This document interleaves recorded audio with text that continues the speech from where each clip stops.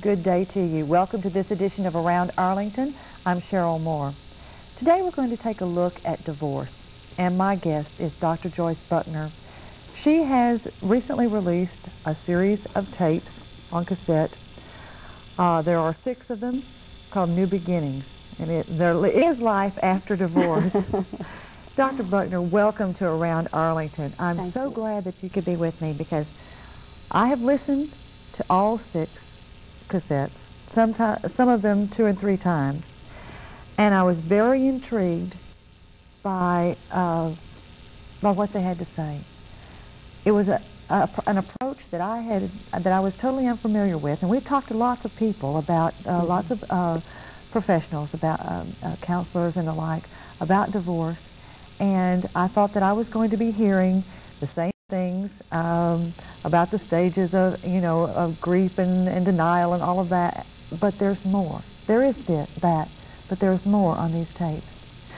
Before we begin, though, I'd like a little bit of background on you. You've been counseling couples for many, many years, have you not? Yes, I have, sir. You say many, many. That's true. I've been in private practice for about 15 years.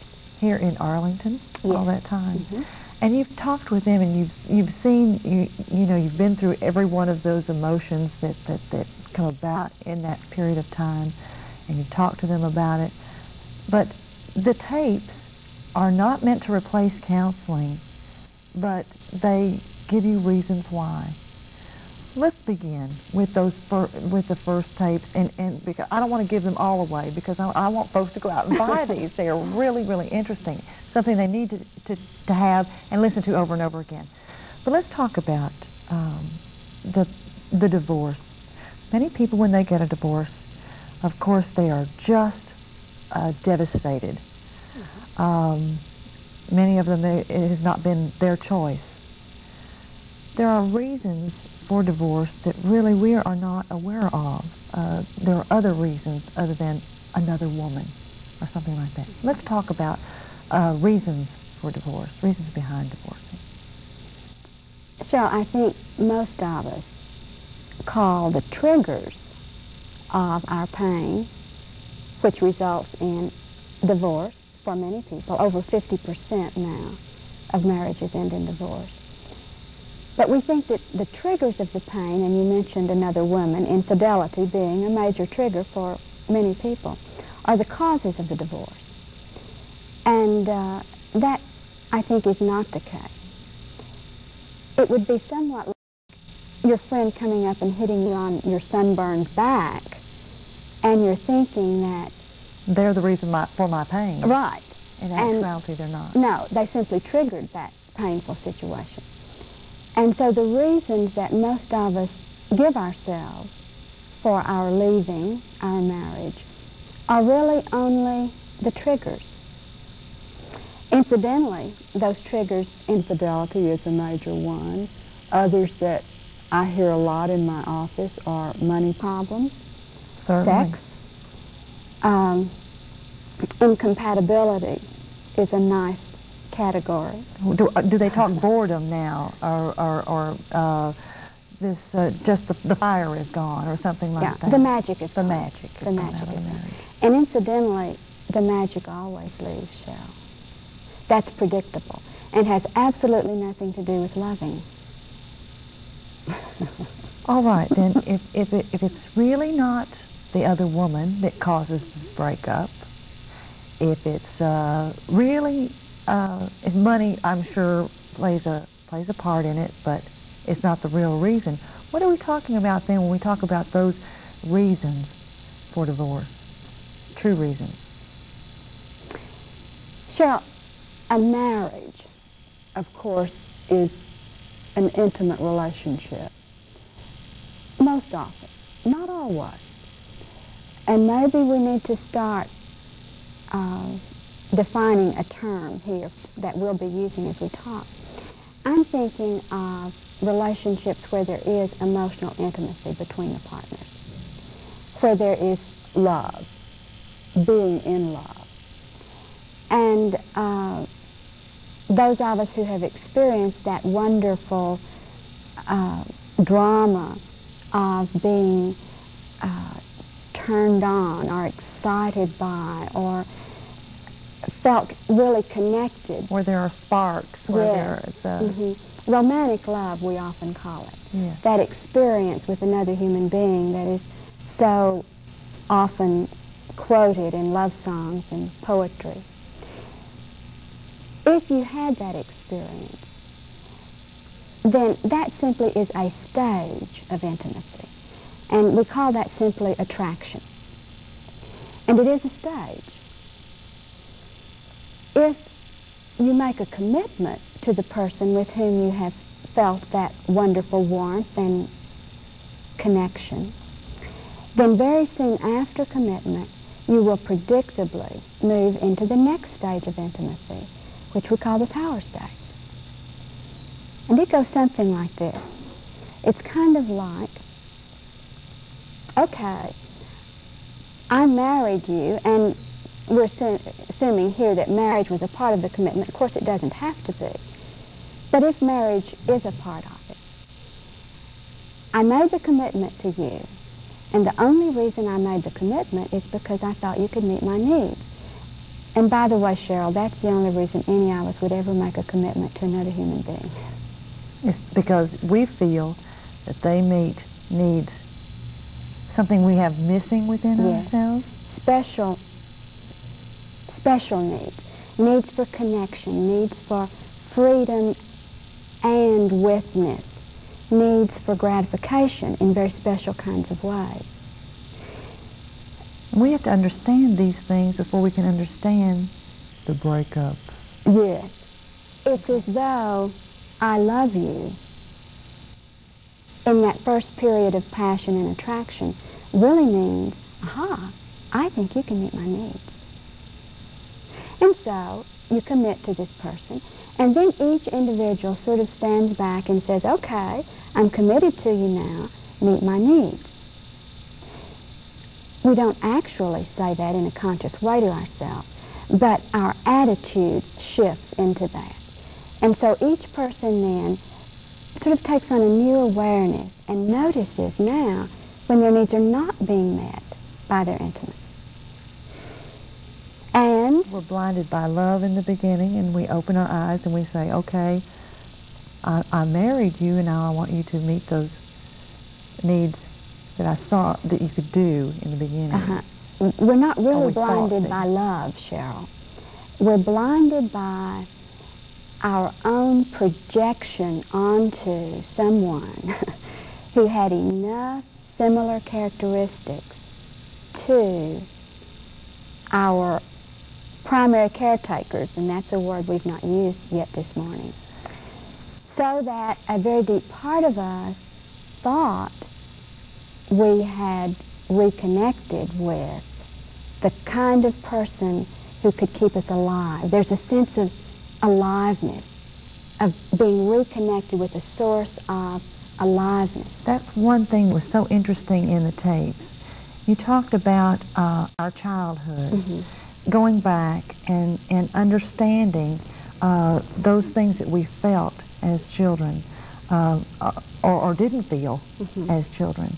So these are things that you're talking about. You want to go back and feel those connections, say, to your mother, or the emotional connections that you had with your parents, whether they were good or bad. This sounds silly to a lot of people. You know, you mean this is another one of those you fall in love with your mother and you fall in love with your father thing. But it seems that it really isn't silly, Cheryl. As human beings, we learn not only how to love in quotes here now, we also learn who to love. In other words, we have very specific kinds of recordings, literally, recordings in our brain of the kind of person with whom we can be intimately connected. And those recordings, of course, were made by what we experienced in our first intimate human connection, which was whoever took care of us when we were infants. Because as human infants, we are totally dependent for our very life on those caretakers. And all of those interactions that we had initially with those caretakers were being recorded. And as little infants, we just absorbed all that. And we put all of those recordings together somehow, the brain seems able to do this, into an internal picture of the kind of person that can meet our needs. Yes. Mm. So later on, when we're out bouncing around, looking for someone to meet our needs, it's as though we have a little radar in our belly button or something, searching, scanning for this special kind of person. It's a very selective process, this looking for, how does the song go? Looking for love in all the wrong places, right. And we do. We search and we look. And we're using this radar yes, the entire time, but really subconsciously. That's correct. We don't know that. And so, we women who are out looking try to find new makeup and lift this and add to that and so on, when really that has very little to do with anything in terms of the factors in the male that are going to cause us to be either attractive to them in that special way or not. It has to do with their own internal picture, as does our picture. And so we're looking for this picture, mm-hmm. and we're searching for this picture that has been implanted in our brain, mm-hmm. and that's what we are seeking as far as intimate relationships are concerned. Someone that fits that picture, matches it mm-hmm. closely. That's what falling in love is, Cheryl. Okay. It's really a recognition of someone who has enough similar characteristics to those which you have recorded so that there are enough, I call them hooks, on which to hang our projection of this inner picture. Now, of course, we're not going to find someone who is a perfect imitation of the collage that we have inside us. But we'll find someone who has enough characteristics so that we then project onto them our total picture. So we truly fall in love with our own projection. How often have you heard, Cheryl, or maybe even said, well, that person didn't turn out to be who I thought they were? They changed. Yeah. They changed. Oh, yes. And many people say that. Mm-hmm. Well, after we were married, or after the contract was signed, he changed or she changed. You fooled me. You're not who I thought you were. People are never who we think they are, because we think they're someone other than who they are. We don't fall in love with what is real in another person. We fall in love with our own projection onto them. And so as we spend time with them then, after commitment, as I was mentioning a moment ago, then of course you're going to begin to see ways in which they do not meet that picture. And that's terribly threatening and frustrating. It's as though we are now threatened by the person whom we thought was going now to keep us alive, our caretaker. And that person is trying to get out of the frame that we put them in. And so we do whatever it is that we learn to do as children when our needs were not met by those primary caretakers. And incidentally, those things are typically always negative things. We cry, or we yell, or we, sometimes we try to be seductive, or we pout, or go away, whatever. Withdraw. Yeah, withdraw. Thinking that that's going to then make the other person be who we want them to be. And of course, those things never work. We've got to take a break right now, but we're going to come back and talk more with Dr. Joyce Buckner about these stages of a relationship, and about new beginnings. This, of course, being these 6 cassettes, audio cassettes that you can get in your own bookstore. So we'll be back in a moment. Stay with us.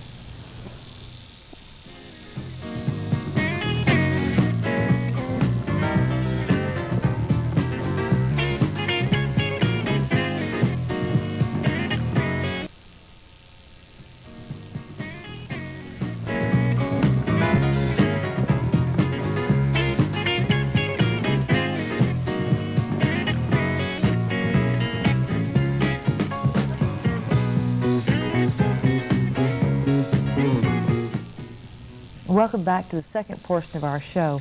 My guest is Dr. Joyce Buckner. She has been in private practice in our own city of Arlington for 15 years or more. She's been talking to couples and counseling with them about divorce or relationships. She has a set of tapes that have just come out. These are audio tapes. There are 6 inside. I think I still have all 6 of mine in here. One was in my car radio before I came in, so I wasn't sure. These tapes are not meant to replace therapy, but they are a wonderful addition to therapy, especially if you've just gone through a divorce or maybe a relationship that has not worked out for you. It didn't have to be a contract there, because it can be just as devastating when a relationship breaks up. Very interesting. We were talking about those stages in a relationship, and you said that we have this picture in our mind of that person that can best meet our needs, and that after we've fallen in love and the sparks have flown and everything like that, we move into another stage that says, okay, and I'm waiting for you to meet my needs. Now, did I interpret that correctly? You're right on, Cheryl. Okay. We get into this stage, and is this where many of the marriages start to break up, because they look at this person now differently, and they say, you're not who I thought you were, or you're not meeting those needs that I assumed you were going to meet when I married you. The estimation, Cheryl, is that over 90% of marriages end in this second stage, in the power stage. Is this about the 7th year? And so many marriages end in the 7th year or something like that. They call that the 7th year. Your itch. 7-year itch or something. Is this about how much time it takes for a relationship to reach this stage, or? Of course it varies, Cheryl. Varies with the couple? Depending on a lot of factors. And a moment ago I said most marriages end. That was inaccurate. Most intimacy ends in the second stage. Okay. Some people stay married, maintain the formality of the contract, but there's no more intimacy and close interaction. That's right. That emotional exchange where 2 people are actually meeting one another's intimacy needs. As, Cheryl, we get into that process of noticing that our needs are not being met by our intimate, and they're noticing also that their needs are not being met by us. And as we each are playing out our little games of, trying to make the other one be what we want them to be. It's manipulation, is it not? Yes, and it's done with such need inside us. We really do need the other person to fill our needs. And the frustration that comes when that doesn't happen is rather awesome. It's terrible. The pain that we experience in not having what we need in this area, I suspect is as great a pain as human beings ever suffer. And so as we then do all we know to do, and we literally do all we know to do, to get the other person to be who we thought they were, and whom they, of course, never were, then typically, at some point, the intimacy ends. And it will end in one of 5 major ways. Of course, a very common one is divorce, if marriage was part of the contract, and we know more than 50% of marriages end in divorce. By the way, a higher percentage even of that, of second marriages, end in divorce. Another way that intimacy ends is that because of, is there a reason behind that? I suspect, Cheryl, that we really are inclined to stick in there longer in our first connection. Very often there are children.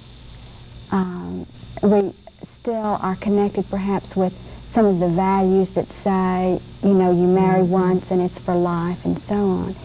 And as a generalization, I think most people are more inclined to hang in on that first one, trying to make it work somewhat longer. Also, I think that having experienced the frustration of it not working, when they go into a second marriage, and we will always, of course, connect with the same kind of person again as the first time, because we can only connect with one kind. The very same frustrations are going to be present the second So time we around. feel those things again, and it's like, and so many times. You know, geez, I thought sure this was right. I've goofed again. Again, I've not chosen the right person. And the relationship is ended. Never knowing that, of course, you've chosen the right person. You've chosen the only kind of person whom you can choose. But you just don't know what's wrong, and therefore don't know how to fix it. All right, and I didn't mean to stop you in your 5. Back to my 5. Well, murder is a way that intimacy also ends, not to be overly dramatic, but most murders do occur between intimates. Suicide is another way. Most suicides, I'm told, based on messages left and last verbal exchanges of people who do take their life, are because of a problem in intimate relationship. Some people choose to go crazy and get out of the pain that way. You said they choose to go crazy. You mean they would have a choice not to do that? Yes. I literally think people choose, of course, becoming psychotic is a more professional way to say it, but most people, Cheryl, I think, choose to lose their mind. That is not true in some cases where there are chemical imbalances involved, but by far in the majority of cases, I think that is true. And a fifth way that we exit intimacy is by going numb. Numb? That's right. There is a numbness that comes along with it. Yeah. It's a very natural way that we have of stopping pain once it gets unbearable. That happens physically, it happens emotionally as well.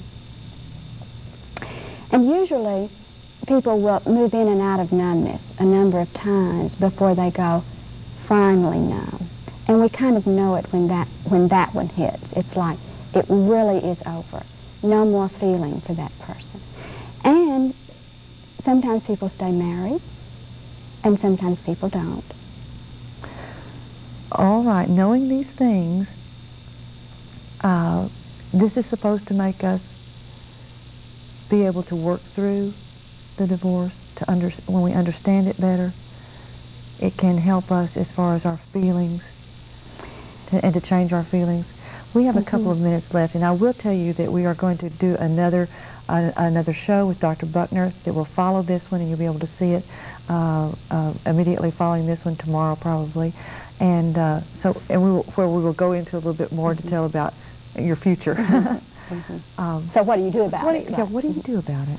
And well, I know understanding it does clear it up in your mind. Understanding doesn't fix the unmetness of our needs. Right. But we must understand what's going on before we can take ourselves by our little emotional hand and lead ourselves into the kind of experiences that allow us to fix the unfinished business inside us that must be addressed if indeed we are to have happiness in relationship.